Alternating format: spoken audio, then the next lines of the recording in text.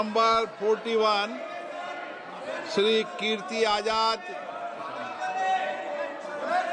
मंत्री जी, प्रश्न संख्या 41। मंत्री जी, माननीय मंत्री जी। Sir, the answer has been placed on the table of the House. ठीक है। अध्यक्ष जी, आपके संरक्षण की आवश्यकता।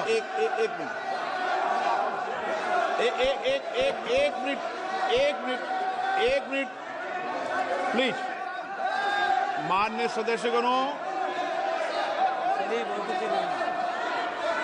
आपकी चिंता सरकार के ध्यान में है और ये विदेश नीति का मामला होता है, दूसरे देश का विषय है, भारत सरकार के संज्ञान में। इसलिए मेरा आपसे निवेदन है कि प्रश्नकाल महत्वपूर्ण समय होता है और प्रश्नकाल के महत्वपूर्ण समय में मतदाताओं की चिंताएं, उनकी समस्याएं, उनकी कठिनाइयों को हम उठाने का प्रयास करते हैं और सरकार जवाब देती है। बहुत कठिनाई से क्वेश्चन लगते हैं, आप उनको बोलने दें कीर्ति आजाद जी को। आप सहयोगी दल को व्यवधान पैदा कर रहे हैं, उनको नियोजित तरीके से प्रश्न उठाने देना चाहते हैं। नियोजित तरीके से सदन को व्यवधान करना, सदन में गतिरोध पैदा करना, ये संसदीय परंपराओं के अनुरूप नहीं है। मेरा आपसे आग्रह है, आप अपने अपने विषय में उठे। 12 बजे आपका विषय आएगा, उस समय आप चर्चा करना। अध्यक्ष महोदय, मुझे आपके संरक्षण की आवश्यकता पड़ेगी। मैंने प्रश्न पूछा जो पहले भी एक बार पूछा जा चुका है पिछले सदन में। यहाँ पर जवाब 2023 में सिविल एविएशन मंत्रालय ने दिया था और अभी भी उन्होंने कहा है कि नमो drone DD scheme ministry of agriculture and farmers का मैं समझ में आता है। मुझे आश्चर्य है कि civil aviation, department of fertilizer और डिपार्टमेंट ऑफ एग्रीकल्चर में आपसी विरोधाभास है। यदि बिंदु 3.35 स्टैंडिंग कमेटी की रिपोर्ट की आप देखें केमिकल एंड फर्टिलाइजर की, उसमें लिखा हुआ है, and I quote, distribution of 10 drones per village in more than 6 lakh villages is dealt in the Ministry of Civil Aviation. The scheme is not related to Department of Fertilizer.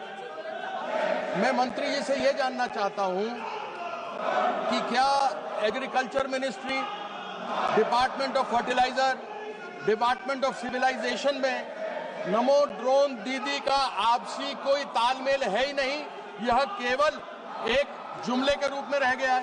इसका जवाब देंगे मंत्री जी? Sir, the Namo Drone Didi program is a flagship program which was envisioned by the Honorable Prime Minister Narendra Modi ji for financial inclusion and especially the empowerment of women. And I am very happy to share that this has really improved the earning of the women, in which we have done this thing also, sir. And regarding which ministry does it come under? This is the parent department is Department of Fertilizer, which is dealing with this drones distribution, sir. The scheme actually comes under the Department of Fertilizers, which is trying to give the 80% subsidy to the women self-help groups. And the whole number of drones that need to be distributed is up to 15,000 drones. And we have done up to 500. And why we are trying to see how the remaining 14,500 will be done is through indigenization. We want to promote more indigenization of drones. So this is a collective effort. Ministry of Civil Aviation, Ministry of Agriculture, Department of Fertilizer.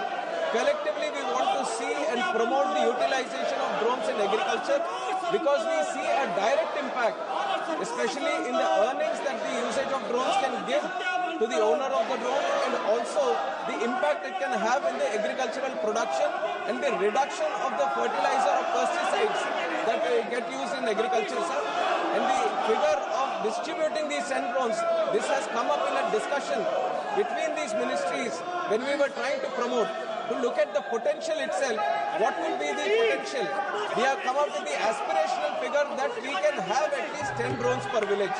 And initially through the Namo Drone Didi program, we are doing 15,000 drones.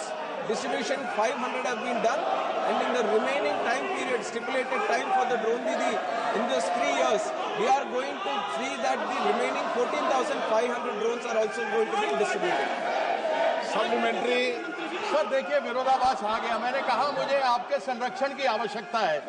3.33 standing committee की जो report है उसमें लिखा हुआ है, and I quote, distribution of 10 drones per village is more than 6 lakh villages is being dealt in Ministry of Civil Aviation. This scheme is not related to Department of Fertilizer.